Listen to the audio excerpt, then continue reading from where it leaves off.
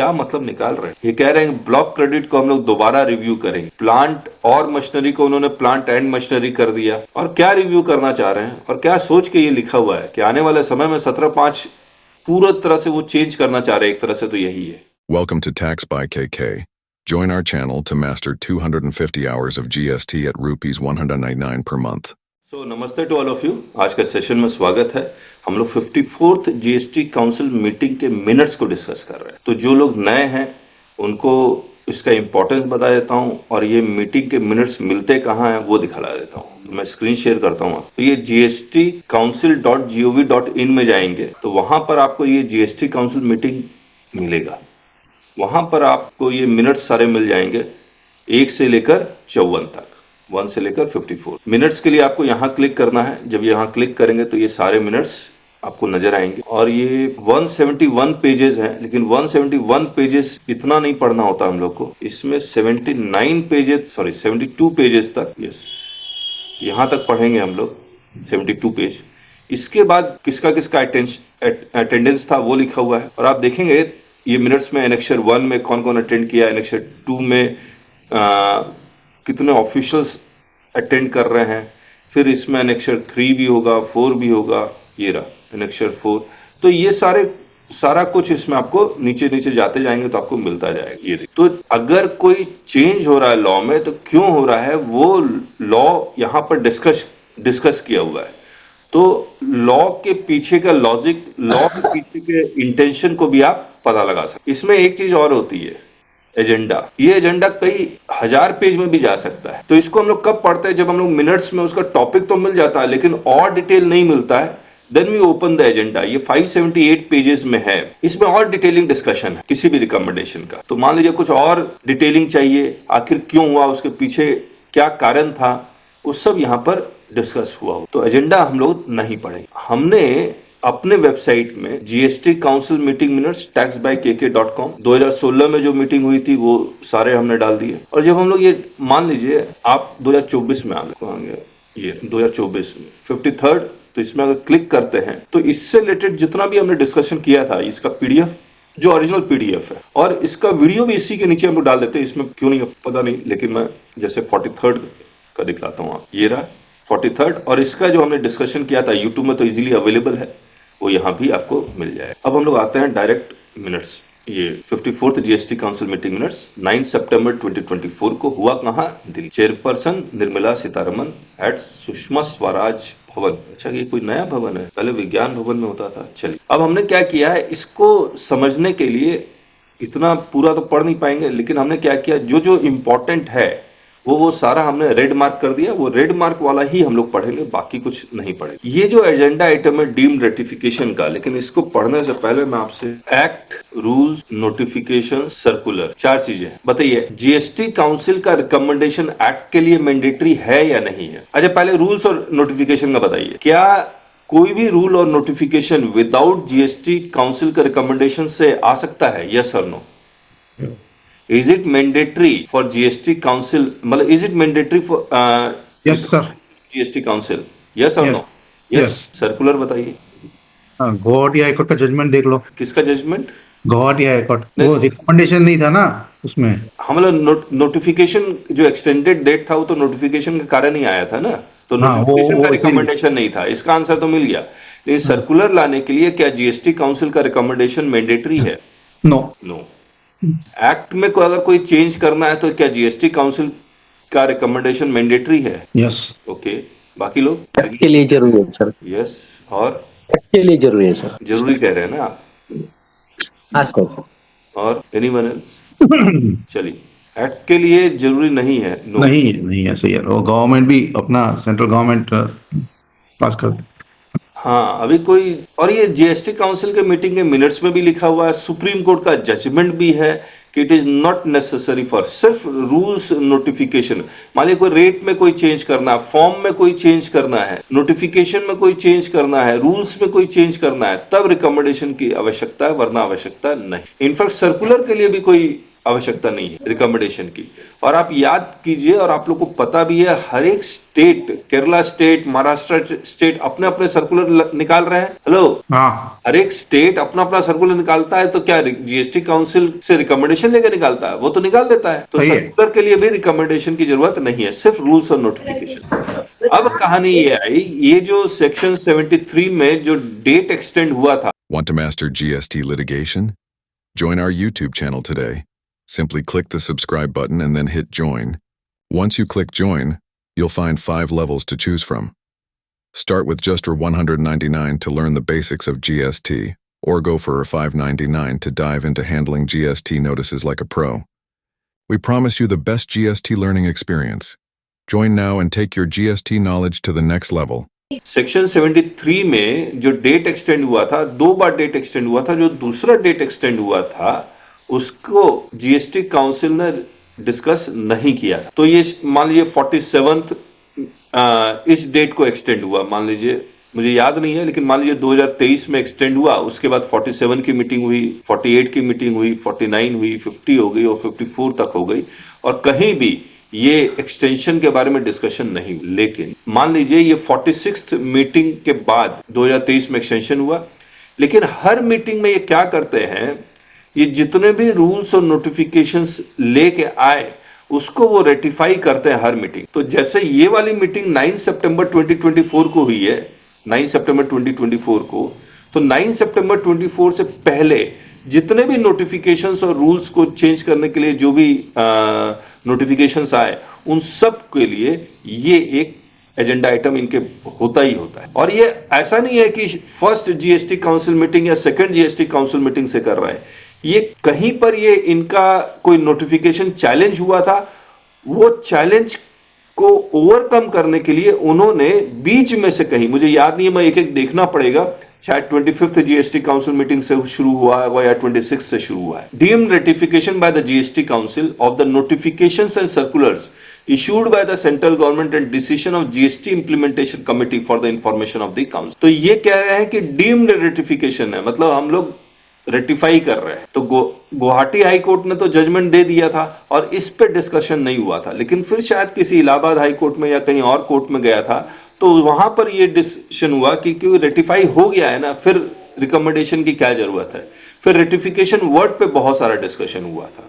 Anyone who want to shed any light on this, किसी को याद है तो बता। अब ये अलग डिस्कशन का पॉइंट हो सकता है कि रेटिफिकेशन मीन्स रिकमेंडेशन और not, that can be discussed. Ratification, does ratification means recommendation? कोई भी नोटिफिकेशन लाने के लिए क्या प्रायर रिकमेंडेशन की जरूरत है, या पोस्ट में रेटिफाई कर देंगे तो भी मान लिया जाएगा yes it is in order? Anyone? बस सर रेटिफाई हो सकता है ना, बाद में करते हैं। Anvesh, what is your opinion? तो रैटिफिकेशन बाद में होना चाहिए ना sir, like I believe I just joined now. I believe this is in relation to taken earlier. those provisions in which they had invoked the power under 168A and they have extended the due dates. Yes. And in Guwahati and all, they said that there is no recommendation at all. Correct. So now they are saying no. Even if they decide it first, even if there is no discussion, it is deemed to be ratified. If there is no recommendation, we can later on recommend and we can ratify the notification. Okay, so different high courts are taking, मतलब one high court has said that ratification हो गया तो recommendation की जरूरत नहीं है। एक high court ने कहा नहीं नहीं रिकमेंडेशन जरूरी है तभी रेटिफाई हो सकता है। तो जब डिफरेंट हाई कोर्ट्स डिस्कस कर रहे हैं तो हम लोग के पास किसी दिन टाइम मिलेगा तो we can also discuss and form an opinion. अब हम लोग आ गया ये सारा इन्होंने ये देखिए, इंटीग्रेटेड टैक्स नोटिफिकेशन, फिर integrated tax rate notification, union territory tax rate notification, rate notification, सब कुछ इन्होंने रेटिफाई कर दिया। और कब तक? 17 अगस्त 2024 तक। Issued from 14th June 2024 till 17th August 2024। Further 22 circulars under the CGST Act had been issued during the said period। चलिए अब आगे चलते। रिफंड का जो रूल था, डीम्ड एक्सपोर्ट का, मर्चेंट एक्सपोर्ट, रूल 96 सब रूल 10 में लिखा हुआ था कि अगर आपने डीम्ड एक्सपोर्ट कर रहे हैं या मर्चेंट एक्सपोर्ट कर रहे हैं या फिर रिसीविंग कर रहे हैं उसके किसी एडवांस लाइसेंस के थ्रू, तो आपको एक सेपरेट फॉर्मूला दे दिया गया कैलकुलेट करने का रिफंड। तो वो सब इन्होंने रूल 96 सब रूल 10 को उन्होंने, और हाँ एक चीज और था, they can not go for tax paid route, तो they have all remove this and they have streamline. और इसका रीजन क्या है स्ट्रीमलाइन करने का? They have not return here the refund on account of exports can be claim through IGST refund route under rule 96 और refund of accumulated ITC under rule 89 sub rule 4। तो अब इसके पीछे रीजन क्या है, इसके लिए तो हम लोग एजेंडा आइटम खोलना पड़ेगा तब मिले, तो अभी हम उसको डिस्कस नहीं करना चाहते। लेकिन किसी को कुछ ऐड करना तो most welcome. Consequential amendment in form REG 20, REG 31 due to amendments in rule 10A, 21H, 21I of CGST rules. क्या है REG 20? क्या है, कौन सा फॉर्म है ये? रजिस्ट्रेशन कैंसिलेशन का। रजिस्ट्रेशन कैंसिलेशन का है REG 20, order order for dropping registration cancellation. The proceeding for cancellation of registration. और दूसरा क्या है ये REG 31, intimation for suspension and notice for cancellation of registration. ठीक, तो यहाँ लिख देते हैं। और REG 20, order for dropping proceeding for cancellation of registration. Order for drop proceedings for cancellation of registration. cancellation for, ठीक है। The number of days within which the bank details have to be submitted by the registered person may be reduced from the existing 30 days to 15 days post registration। ये effective हो गया है क्या ये? हाँ sir, हो गया। हो गया। द वर्ड्स REG 31 में, एक बार REG 31 खोलते हैं, क्या है REG 31। अच्छा, ये सारे चेंजेस हो गए 8 अक्टूबर 2024। इसमें साइन कौन कर रहा है? Who is signing this? Name designation, ये भी लिखने लगे। This is a system generated notice and does not require signature by the issuing authority. ये कब से लिखने लगे? जी ये GST एडवाइजरी के कारण तो नहीं लिख रहे हैं। ये DRC 01A में नहीं लिखा होता, DRC 0 summary of DRC 01, summary of DRC 07 में तो ये नहीं लिखा होता है। तो दिस इज अवर, हम उसमें ऑर्डर ड्रॉप वाले ऑर्डर में देखे थे सर, यही लिखा था लाइन। यही लिखा हुआ था जी, लेकिन साइन था डिजिटली। ये लाइन जो नीचे वो लिखा हुआ था। नहीं, DRC 07 में नहीं सर, 5 में था। DRC 05 में था। 5, हाँ, ड्रॉप का ऑर्डर। 5 तो फेवरेबल, इसमें कोई दिक्कत नहीं है। लेकिन ये हर एक में तो नहीं लिख रहे हैं, और यहाँ सिर्फ नेम और डेजिग्नेशन लिख रहे हैं। और यहाँ पर लिख रहे हैं principal commissioner, the state has suggested that in form REG 31 the words jurisdictional officer and jurisdictional tax officer may be replaced with the words jurisdictional proper officer in order to align the same with the act. He stated that the changes suggested by the state of Tamil Nadu, it required changes at several places and correcting at one place would not serve the purpose. However, as the anomaly has been brought to the notice in order to ensure standardization and uniformity, the issue will be examined separately by the law committee in detail and shall be brought before the council as soon as it is examined. Okay, तो ये discussion नहीं लिया। REG 31 का original जो पुराना form था वो कहाँ? ये रहा पुराना फॉर्म, C रूल 21 है। अच्छा, इन्होंने भी चेंज कर दिया। पुराना फॉर्म कहाँ मिलेगा? भेज दूंगा सर, मैं 2020 का है मेरे पास। भेजिए तो। पास भी फॉर्म है, इसमें ढूंढता हूँ। मेल पे डाला है सर, मेल पे है, आया नहीं बस। रिफ्रेश थोड़ा कीजिए। REG 31, 21 है। उसमें भी अच्छा, यही है। यही वर्डिंग है सर उसमें। नेम और डेजिग्नेशन, ये भी लिखा हुआ है, पुराने में भी लिखा हुआ था ये। हाँ सर, हाँ सर। अच्छा, तो सब में लिखा होना चाहिए फिर तो। ये कौन फॉर्म इश्यू कर रहा है? ये तो एनरोलमेंट है, इसमें क्या हुआ? शो कॉज नोटिस, इसमें नहीं लिख रहे हैं। Name of the proper officer REG 3, name of the proper officer, सिर्फ उसी में क्यों लिखा हुआ है वो? सर ये ऑटो जनरेट है, सिस्टम ऑटो ही देता है। अच्छा, इसीलिए। हाँ, तो जो सिस्टम ऑटो जनरेट देता है उसमें ये लिखते हैं कि ये there is no need to sign. ये सिस्टम से ही आता है, प्रॉपर ऑफिसर का कोई रोल नहीं होता उसमें। ओके, ये वैलिड पॉइंट। तो जहाँ प्रॉपर ऑफिसर इशू कर रहा है वहां डिजिटल सिग्नेचर मैंडेटरी है, करेक्ट? हाँ, नहीं सर, प्रॉपर ऑफिसर ही करता है, वो भी करता है, लेकिन इसमें ऐसे ही शुरू से ही आता है, सिर्फ नाम और वो स्टडी। REG 31 क्या प्रॉपर ऑफिसर नहीं इशू करता है? क्यों नहीं करता है? नहीं, ये 20 तारीख 21 तारीख होते हैं जो रिटर्न की टाइमलाइन खत्म होती है, आता है। Rule 21A, intimation for suspension notice for cancellation of registration in comparison of the following return outward supply auto generated specify observation तो सिस्टम नहीं करेगा, और सस्पेंशन ड्यू टू वॉल्यूशन। अच्छा, ये बैंक का तो ऑटो आ सकता है ना? बैंक का ऑटो आ सकता है। 21 में रिटर्न नहीं फाइल कर रहा है तो ऑटो आ सकता है, ये भी ठीक है। ओके, तो जहां ऑटो आ रहा है तो हम लोग मान के चलते हैं अभी जहां ऑटो आ रहा है वहां पर किसी का देखेगा एक बार कोई ऑटो वाला, एक बार। ठीक कह रहे हैं। दिस इज अ सिस्टम, ये फॉर्म 3A है। This is a system generated notice and will not require signature, auto generated, इसीलिए ठीक है, डन। तो फिर ये किसके बारे में कह रहे हैं? REG 31, the word jurisdictional officer and judicial tax officer may be replaced. उसमें तो सिर्फ डेजिग्नेशन लिखा हुआ है, फिर किसको रिप्लेस करने के लिए कह रहे हैं? चलिए, अच्छा, डेमो व्हीकल के लिए एक सर्कुलर भी आ गया है और इन्होंने डिस्कस भी किया हुआ है। As a result ITC on demo vehicles is not block for dealers under clause this. और क्योंकि हम लोग सर्कुलर बहुत डिटेल में ऑलरेडी डिस्कस कर चुके हैं, यूट्यूब में भी वीडियो, तो हम लोग दोबारा डिस्कस नहीं कर रहे। कुछ अगर अलग मिलता तो मैं डिस्कस जरूर कर ले। It was generally agreed that there may be a need for a comprehensive review for of the provisions until 5 of CGST Act which pertain to the blocking of ITC. While this review is not required immediately, the need for it has been highlighted by multiple requests and observations. इसका आप लोग क्या Want to master GST litigation? Join our YouTube channel today. Simply click the subscribe button and then hit join. Once you click join, you'll find 5 levels to choose from. Start with just $199 to learn the basics of GST, or go for $599 to dive into handling GST notices like a pro. We promise you the best GST learning experience. Join now and take your GST knowledge to the next level. क्या मतलब निकाल रहे हैं? ये कह रहे हैं block credit को हम लोग दोबारा रिव्यू करेंगे। प्लांट और मशीनरी को उन्होंने प्लांट एंड मशीनरी कर दिया। और क्या रिव्यू करना चाह रहे हैं और क्या सोच के ये लिखा हुआ है कि आने वाले समय में 17/5 पूरा तरह से वो चेंज करना चाह रहे हैं। एक तरह से तो यही है, क्या करना चाह रहे हैं। मेरे दिमाग में जब मैं इसको पढ़ा तो मेरे दिमाग में क्या आया कि सीमलेस फ्लो ऑफ क्रेडिट। जब जीएसटी आया था they said that it is will be A seamless flow of credit. तो जब सीमलेस फ्लो ऑफ क्रेडिट है तो ब्लॉक क्रेडिट का जो कॉन्सेप्ट है वो तो प्री जीएसटी एरा का है, पोस्ट जीएसटी एरा का तो है नहीं। लेकिन दे हैव जीएसटी से उठा के यहां ले आए। And they are also saying that we will do rate rationalisation. जो इतने सारे रेट्स हैं उनको हम क्लब करके एक ही कर देंगे। सिंगापुर में there is no exemption, everything is tax at the rate of 5% with ITC. कोई कॉम्प्लिकेशन नहीं, आप सोच के देखिए, नो कॉम्प्लिकेशन। अगर every item is tax at the rate of 5%, ना इन्वर्टेड ड्यूटी स्ट्रक्चर होगा, ना इसका क्रेडिट मिलेगा उसका नहीं मिलेगा, वो भी प्रॉब्लम खत्म हो जाएगी। न क्लासिफिकेशंस के इशू आएंगे, न सर्विस अकाउंटिंग कोड, HSN, इतने बड़े बड़े मोटी मोटी किताबें हजारों पेज की, कोई पढ़ने की जरूरत नहीं पड़ेगी। जीएसटी फिर इतना सिंपल हो जाएगा, सिर्फ 1 फाइल कीजिए और 3B फाइल कीजिए, काम खत्म। इतना ज्यादा सिंपल हो सकता है। गवर्नमेंट का रेवेन्यू रिसोर्सेस जो कॉस्ट लग रहा है इसको रिकवर करने के लिए, जीएसटी इतने सारे प्रोफेशनल्स लगे हुए हैं इसको इंटरप्रेट करने के लिए, वो सब खत्म हो सकता है। एक स्ट्रोक 5% आउटपुट टैक्स, 5% आईटीसी खत्म। कोई कोर्ट का रोल ही नहीं रहेगा, लिटिगेशन खत्म, कोर्ट का रोल खत्म।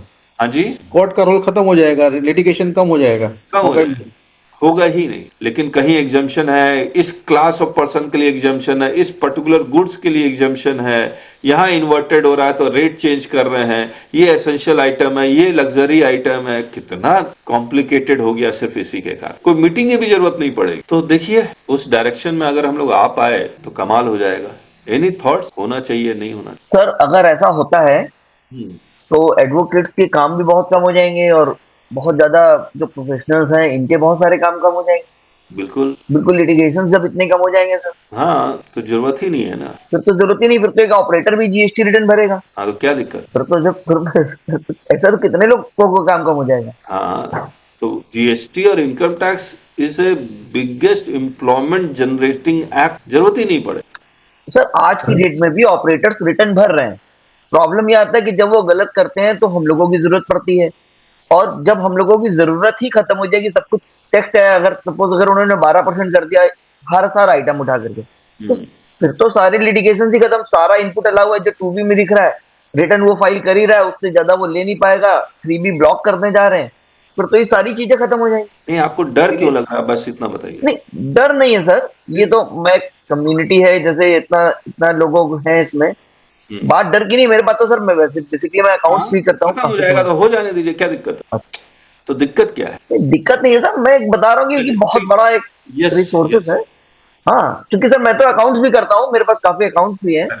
ठीक, I understand. Any other thought? Sir हाँ, ये शुरुआत में जब यही बात हुई थी कि सिंपल जीएसटी रखना है, रेट सेम रखना है, हाँ, और आई थिंक शुरुआत में जब जीएसटी काउंसिल की मीटिंग हुई थी तब ये डिस्कशन हुआ था कि इंडिया इतनी बड़ी कंट्री है, इतनी डाइवर्सिफाइड कंट्रीज है, गरीब लोग अमीर लोग, इतना डाइवर्सिफिकेशन है कि इट इज नॉट पॉसिबल। हाँ, जैसे कि कोई छोटी कंट्री में 7% रेट होता है, हाँ। It is not possible in India कि आप लग्जरी गुड्स के लिए भी 60% रखें और बेसिक नेसेसिटी के लिए भी 60% रखें। ठीक बात। ये पॉसिबल ही नहीं है, ठीक। हमें अलग अलग ही रखना पड़ेगा।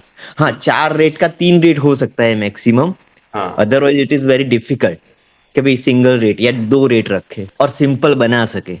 ऐसे मुझे तो लगता नहीं है कि गवर्नमेंट की ऐसी कोई इंटेंशन भी है कि आईटीसी के बारे में भी, जो आप फ्री फ्लो ऑफ आईटीसी बोल रहे हैं, सीमलेस फ्लो, वो भी नहीं होगा। अदरवाइज ये जो सफारी रिट्रीट का जजमेंट है जो उन्होंने रिवर्स कर दिया, वो भी नहीं किया होता।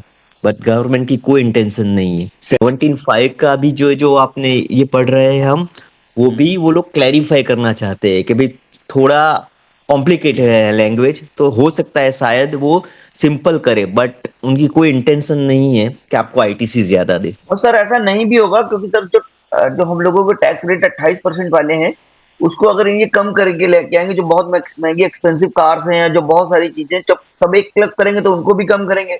और जो 5 और 12 वाला है टैक्स रेट, उसमें से बहुत ज्यादा रेट है ऊपर 18 और 28 वाले में आता है, तो ऐसा वो कतई नहीं करेंगे, उनका रेवेन्यू कम होगा। और एचएसएन भी, क्योंकि आज के समय में भी लोग इतनी गलती कर रहे हैं और बहुत सारा सर रेवेन्यू हो रहा है उससे। अभी सर मेरे भी कुछ सीजीएसटी में केसेस लगे हुए थे, तो वो वहां पर क्या करते हैं, आपका ये एचएसएन में नहीं फॉल कर रहे हैं, आप इस एचएसएन में फॉल कर रहे हैं, और जबरदस्ती सर वो लोग परेशान करते हैं और बहुत बार वो सारा टैक्स जमा करा लेते हैं सर। ठीक है। Any other thought? और दूसरा सर, अभी जो रेट रैशनलाइजेशन होगा, वो भी हो सकता है शायद 12% वाला या तो 18% हो जाए, या फिर 12 और 18% वाला 16 या 17% हो जाए। और उनकी इंटेंशन ये भी है कि जो अभी 12 लाख एग्जिम्पशन लिमिट कर दी है इनकम टैक्स में, और 1 लाख करोड़ का जो अभी उनको नुकसान हो रहा है, वो कैसे जीएसटी से रिकवर करें। ओह, ये एक वैलिड पॉइंट है। Correct. Anything else? Anyone else? Anvesh, what is your thought? That will not happen, sir. For the simple reason that in country like India, tax is not only a mode of collecting revenue, but also the controlling the mass public. So when government doesn't want people to eat, let's say, cigarette or pan masala, then if we say that, all right, you pay tax at 5 or 10% on those things as well, then it will be as making those things cheaper, so people could buy more and eat more. So India uses tax more than revenue collection. They use it for control mechanism. Certain things make it so expensive that normal people cannot buy it. So we can never have, probably at the max we can have two rate structure, one at 5% and one at the extreme high 28%. This is possible, but one rate never possible. Never possible. Okay, मतलब luxury and sin goods, the highest rate of 40%, and for the remaining goods, let it be 5% or 6%. Possible. So cess, they said that over the time cess will get eliminated. ऐसा कुछ था? जिनेश जी, जैसे ही cess हटाएंगे ना, जो 28% का जो उन्होंने रेट है उसको 40 कर देंगे। नहीं, वो करते, मतलब सेस कितने सालों से है, मतलब टोबैको में, पान मसाला में 160% सेस है। नहीं, वो सब हट जाएगा, सेस हट जाएगा, लेकिन वो उससे है ना रेट कम नहीं होने वाला गवर्नमेंट को। हाँ, रेट तो ठीक है सर, रेट का तो कोई सवाल ही नहीं है, रेट तो होना ही चाहिए 28-40% जैसा आप बोल रहे हैं टोबैको और वगैरह पान मसाला आइटम्स में, गुटखा में। लेकिन ये जो सेस है ना, इट्स अ वेरी हैवी है सेस, उसमें करप्शन का ज्यादा चांसेस रहता है। ठीक। And secondary thing, sir, just to add on, it is not that the tax practitioners are going to lose their business if the rates are simplified. At the same time, it is the bureaucrats who are going to lose their revenue, क्योंकि tax officer को पैसा नहीं आएगा या जो revenue ministry है उसको पैसा नहीं आएगा if the law is very simple. So they want control there also. That is where they keep making complicated every year. And every year the industry will come and make some request, and from industry they'll take money, saying that, all right, we will give some exemption in this industry, but you have to pay under the table. So India as a country, we can never hope for simple tax structures. तो income tax तो आ रहा है simple. वो आने के बाद देख सकते हैं सर। आ जाए सर, उसके बाद वो तो जीएसटी के पहले भी बोलते थे ना सिंपल होगा।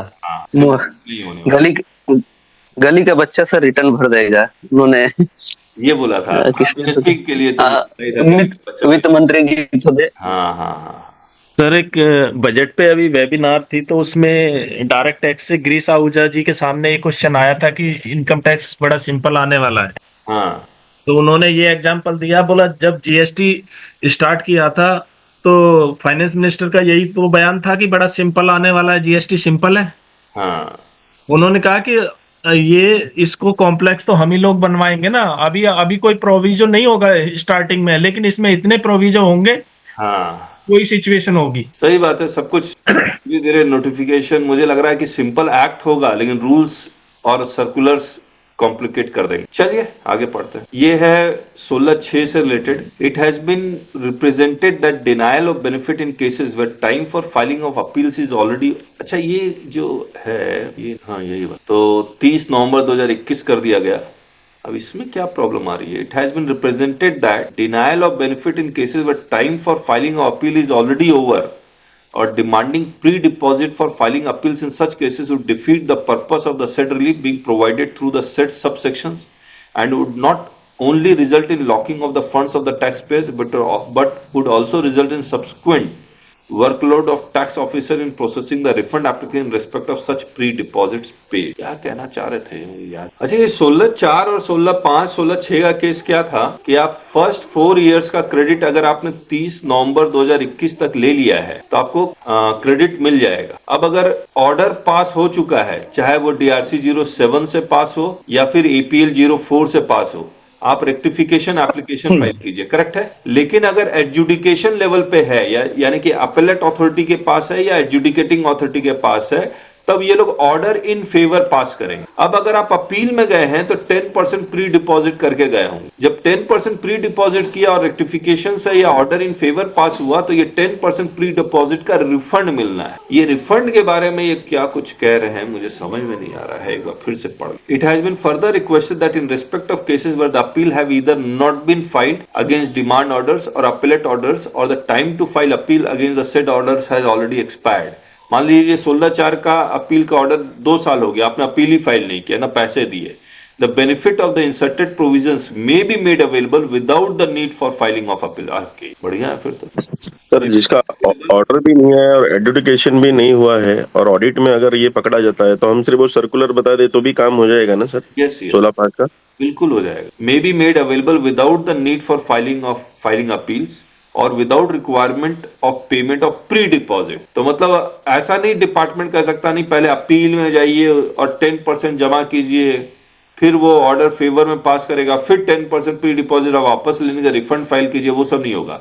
ऑर्डर भले एक्सपायर हो चुका उसके बावजूद आपको रिलीफ देना है क्योंकि ऑब्जेक्टिव है टू रिड्यूस द लिटिगेशन। और मैं आपको बता दूं यही कॉन्सेप्ट 128A में भी अप्लाई हो रहा है। Even if the filing of the appeal period has expired, then also you can take the relief, provided the 100% tax has been paid. Sir 2A में इनपुट नहीं आएगा तब भी मिलेगा रिलीफ?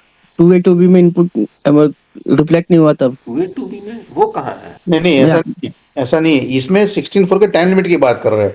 30 नवंबर 2B तो ही चाहिए। हाँ बाकी कंडीशंस तो ऑब्वियसली सेटिस्फाई होने चाहिए। सर एक क्वेश्चन था।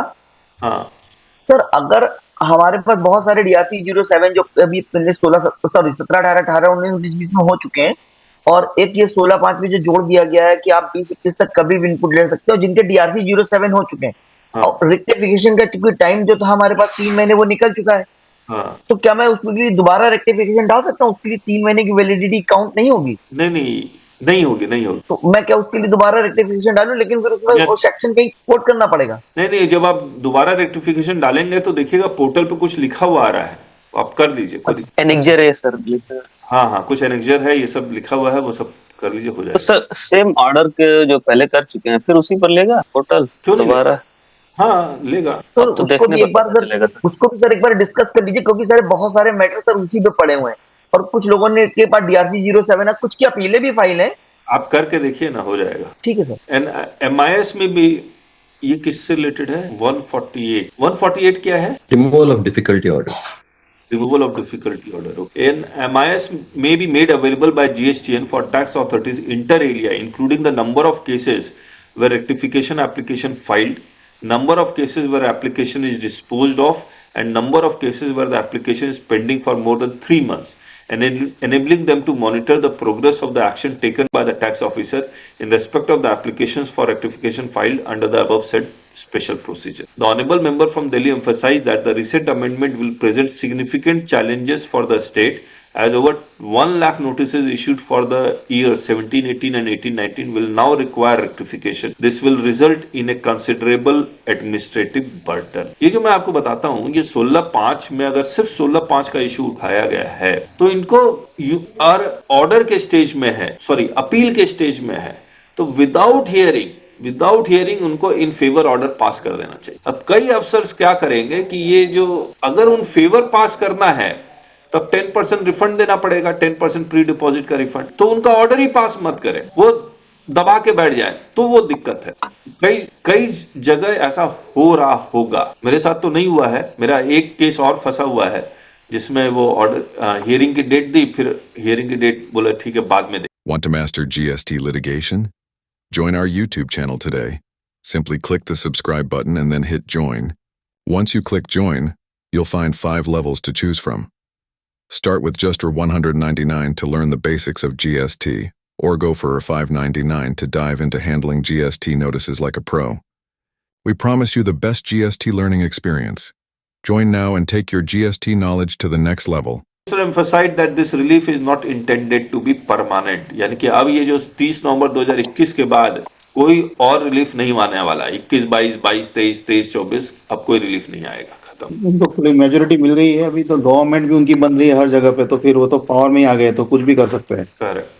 अच्छा, और जो आपने 16/4 के कारण कोई रिफंड कोई पेमेंट कर चुके हैं तो उसका रिफंड नहीं मिले। However there is uncertainty about whether this restriction also applies to pre deposit amounts. अब ये जो कह रहे हैं कि जो आपने पेमेंट कर चुके हैं 16/4 के अगेंस्ट तो उसका रिफंड नहीं देंगे, तो क्या वो रिफंड प्री डिपॉजिट का भी नहीं देंगे? तो बोलता है कि वो ऐसा नहीं है, प्री डिपॉजिट का रिफंड आपको मिलेगा। However there is uncertainty about whether this restriction also applies to pre deposit amounts paid while filing of an appeal, especially if the appeal is decided in favor of the taxpayer due to the new provision. So it was decided that the following clarification be added at the end of the paragraph 4 of the draft circular as detailed in agenda note. However, it is clarified that the said restriction on refund under section 150 of the Finance Act will not apply to the refund of an amount paid as pre-deposit by the taxpayer as per this at the time of filing of an appeal, where such the appeals are decided in favor of the said taxpayer. ये जितना भी fitment committee आपको नजर आएगा, this fitment committee decide the rate of tax. Motor vehicle पे क्या क्या rate है, तो वो हमारा एजेंडा नहीं है, वो हम लोग कर नहीं रहे इसलिए। तो प्रीपैक के गुड्स में आया ना, उसका कुछ क्या है इसमें? क्या चीज? प्रीपैक गुड्स का भी उन्होंने जिक्र किया है उसमें, प्रीपैक गुड्स। आप उसको खाली कंट्रोल एफ कीजिए ना, प्रीपैक गुड्स आ जाएगा उसमें 54 में। अच्छा, पैकेज गुड्स का ना, प्रीपैक गुड्स, हाँ प्री पैकेज है वो बहुत ही इम्पोर्टेंट है उसमें। तो बाद में करें प्री पैक, क्योंकि हम लोग वो ये देखिए प्री पैकेज एंड लेबर, हाँ तो उसमें क्या करना चाहते हैं वो लोग? करेंगे बाद में हम लोग, है ना, ये रेटिफिकेशन कर एज इज वेयर इज का एक सर्कुलर उन्होंने निकाला था कि अगर मान लीजिए रेट 12% से उन्होंने 18% कर दिया रेट्रोस्पेक्टिव इफेक्ट से, तो जिन्होंने 12% दिया उससे एक्स्ट्रा नहीं मांगेंगे, जिन्होंने 18 दिया उनको रिफंड नहीं देंगे। The council has generally recommended regularization in cases where there were genuine doubts, ambiguity in the language of the notification और diverse interpretation leading to dispute. एक मैं आपको बताता हूं, कमर्शियल प्रॉपर्टी का किराया पे आरसीएम है। Hello, unregistered person to registered person rent of commercial property, इस पे आरसीएम है या नहीं है? है सर। आरसीएम है। इन्होंने इसमें कंपोजिशन लेवल 2025 में 10 जनवरी 2025 कोई डेट होगा, 2025 में कहा कि कंपोजिशन लिवाई अगर प्रॉपर्टी किराए पे लेता तो उस पर आरसीएम नहीं है, करेक्ट है ना? और 10 अक्टूबर 2024 को ये लेके आए, तो क्या 10 अक्टूबर 2024 से लेकर ये 2025 तक कंपोजिशन लेवाई वाले को, और इसका इफेक्टिव डेट क्या है? 2025 है कंपोजिशन लेवाई को आरसीएम नहीं देना, तो 10 अक्टूबर 2024 से लेकर 2025 तक क्या कंपोजिशन लेवाई वालों को आरसीएम देना होगा? यस और नो? यस। लेकिन इन्होंने ये सर्कुलर लेके आ गए कि 10 अक्टूबर 2024 से भी लेकर 2025 तक उनको आरसीएम देने की जरूरत नहीं है। ये रेगुलराइज्ड हो गया, जो दे चुके वो दे चुके, उसको रिफंड नहीं मिलेगा, और जिन्होंने दे नहीं दिया है उनसे हम मांगेंगे नहीं। ये सर्कुलर आ चुका है। अच्छा सर, ऐसे तो जो रूल को स्ट्रिक्ट फॉलो करता है उनके तो प्रॉब्लम हो गई। इंजस्टिस है, हमने आपको लॉ है। हाँ, हमने आपको एक बात बताया कि जितना आप डिस्प्यूट करेंगे, जेन्युइन डिस्प्यूट, और कभी कभी जो डिस्प्यूट जेन्युइन नहीं है उसको भी डिस्प्यूट करेंगे, तो हो सकता है एमनेस्टी स्कीम में आपको फायदा हो जाए। जैसे रूल 9610 में सबने किया, हाँ, रूल 96 अब रूल 10 में किया, जिसने शेबो रिफंड विकल ले में भी लिया, किया। पेमेंट और ऑफ IGST रूट का पेमेंट ले भी लिया रिफंड का, हाँ, फिर उसके बाद भी उन्होंने जो सर्कुलर में उसको बैन कर रहे थे फिर भी उन्होंने किया। करेक्ट, थोड़ा डिस्प्यूट करना चाहिए, लेकिन चलिए। अच्छा, जीटीए जो सर्विस प्रोवाइड कर रहा है ट्रांसपोर्टेशन के अलावा, पैकिंग, रीपैकिंग, वेयर हाउसिंग, वो सब भी जीटीए सर्विस माना जाएगा या उसको सेपरेट सर्विस मान के उस पर फॉरवर्ड चार्ज लगेगा अगर जीटीए आरसीएम में है तो? उसकी सपोर्ट सर्विस चार्जेबल रहेगा।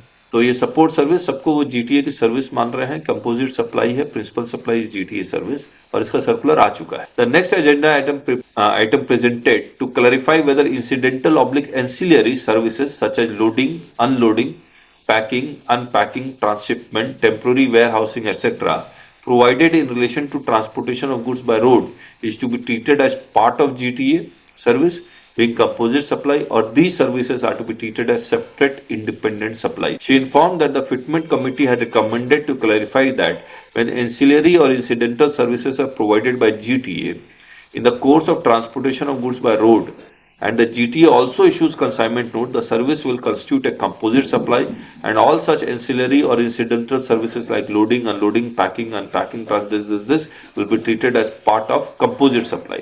However, if such services are not provided in relation to transportation of goods and invoiced separately, then these services will not be treated as composite supply and will be treated as stand-alone services. मैं एक बार दोबारा पढ़ता हूँ. However, if such services, ठीक से पढ़िएगा ध्यान से. However, if such services are not provided in relation to transportation of goods and invoiced separately, तो क्या ये दोनों कंडीशन सेटिस्फाई होने चाहिए? मान लीजिए in relation to transportation of goods है और मैंने इनवॉइस सेपरेटली किया, तब क्या होगा? Then these services will not be treated as composite supply and will be treated as stand-alone service. ठीक है, चलिए next. Invoicing is not the criteria, sir, for something to be composite.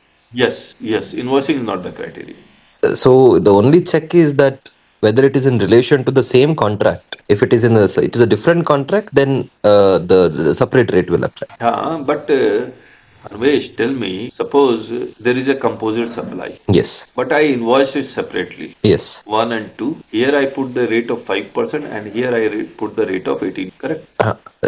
Okay. If I put it, then it is not a composite supply. नहीं, invoice separately का मतलब तो यही हुआ ना कि आप अलग अलग रेट है, अब हमने उसको इनवॉइस सेपरेटली किया. दो it is a composite supply, but I have invoices separate. Now whether department will contest, no, it is a composite supply, why you have invoices separate? No. क्या होता 18% और 5%, तो बोलता है कि आपने इनवॉइस सेपरेटली करके आपने 13% कम दिया है, ये तो कंपोजिट सप्लाई है, प्रिंसिपल सप्लाई का रेट इस पे भी लगना चाहिए, आपने इनवॉइस सेपरेटली क्यों किया? यही डिस्प्यूट था, इसीलिए उन्होंने क्लैरिटी दिया. तो ये एंड का मतलब बहुत इंपॉर्टेंट है यहाँ पर कि क्या डिपार्टमेंट इसको डिस्प्यूट कर सकता है? अभी नहीं करेगा ना sir. So normally GTA is taxed at 5%.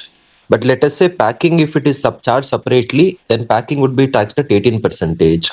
The only dispute is if in under the same contract, if transportation and packing are both included, then on both tax should be 5%. Now it is immaterial that whether it goes as a part of the same invoice or it goes in two different invoices, because section 8 में जब भी वो composite supply का requirement है, only for mixed supply there is a requirement of something to be single price.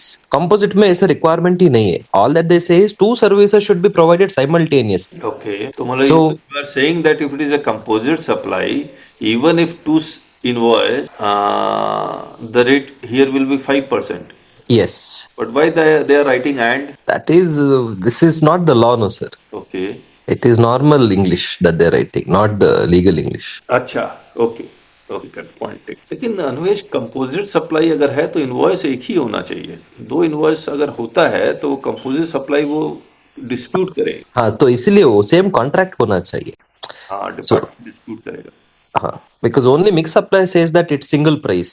Composite में single price का बात ही नहीं है. Same invoice का भी बात ही नहीं है. चलिए, ठीक है, आज हम लोग यहीं पर रुकते हैं.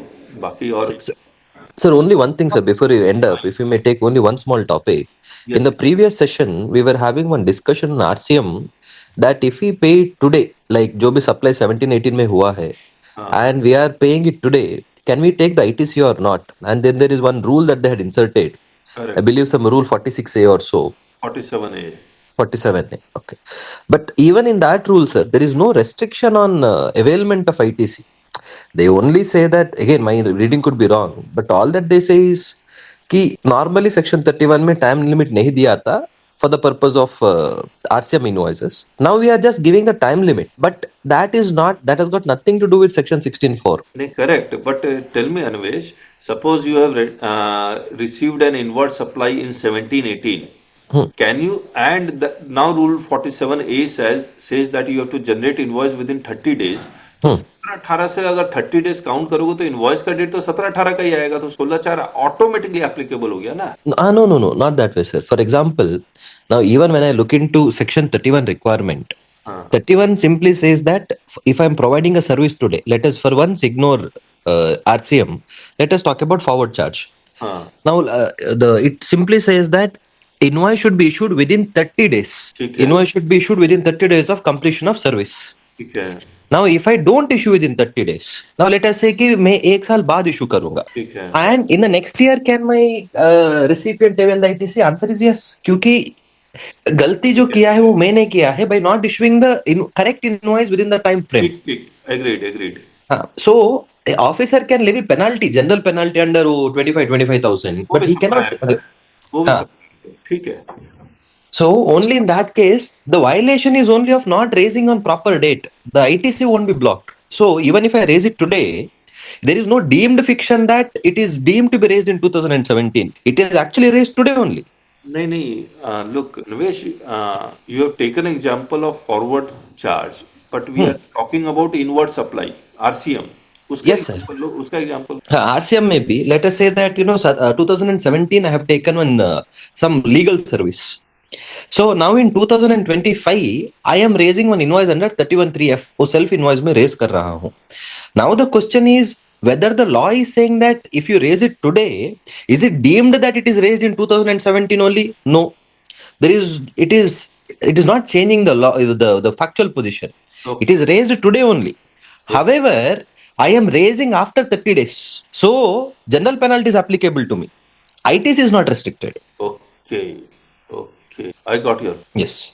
I got you. You are saying that कि अगर मैंने कोई इनवर्ड सप्लाई लिया था 17-18 में और I am violating rule 47A. Yes. And raising invoice after 30 days of the completion of service, even then the credit will be available. At the max they can levy interest or penalty. Yes. Okay. Sir इसमें एक चीज मैं add on करना चाहूंगा. इसमें matter आया था B2B supply और B2C सप्लाई. जैसे इनवर्ड्स में हमारे 2B में या 2A में नहीं नजर आ रहा है, तो वो उसकी इनवॉइस हम लोग सेल्फ इनवॉइस कभी भी रेज कर सकते हैं और उसकी इनपुट अपने लोग ले सकते हैं. लेकिन जिसका सामने वाले ने इनवॉइस रेज किया हमारे 2B में आ रहा है, तो वहां पर अपने पास रिस्ट्रिक्शंस आ जाते हैं इनपुट क्रेडिट लेने का. तो 16(4) का condition. Want to master GST litigation? Join our YouTube channel today. Simply click the subscribe button and then hit join. Once you click join, you'll find 5 levels to choose from. Start with just $199 to learn the basics of GST, or go for $599 to dive into handling GST notices like a pro. We promise you the best GST learning experience. Join now and take your GST knowledge to the next level.